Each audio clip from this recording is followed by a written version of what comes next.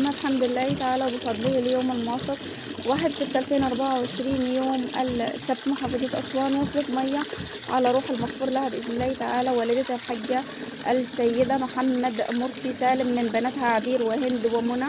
اللهم تقبلها منهم يا رب العالمين واجعلها في ميزان حسناتها بغفر ذنوبها وجزاها الله خير الأحسان. من أصدقاء هبة متطوعة في الخير، اللهم اغفر لها واجعل لها في جنة الفردوس الأعلى وأبدلها دارا خيرا من دارها وأهلا خيرا من أهلها واجعل مسواها جنة الفردوس الأعلى. اللهم انزلها منزلة الشهداء، اللهم اسقيها من حوض الكوثر من الرسول صلى الله عليه وسلم وجزاها الله خير. بسم الله الرحمن الرحيم. ثم بفضل الله تعالى اليوم الموافق 1/6/2024 يوم السبت. محافظة أسوان وصلت مية صدقة جارية على روح والدة الحاجة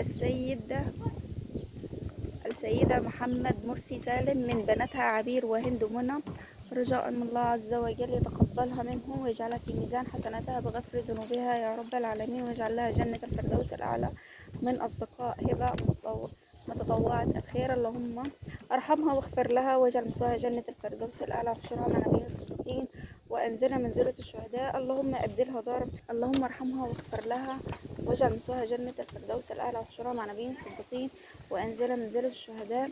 اللهم أبدلها دارا خيرا من دارها وأهلا خيرا من أهلها واجعل مسواها جنة الفردوس الأعلى واسقيها من حوض الكوثر من يد الرسول صلى الله عليه وسلم وتقبل منها صالح الأعمال يا رب العالمين وأنزلها منزلة الشهداء.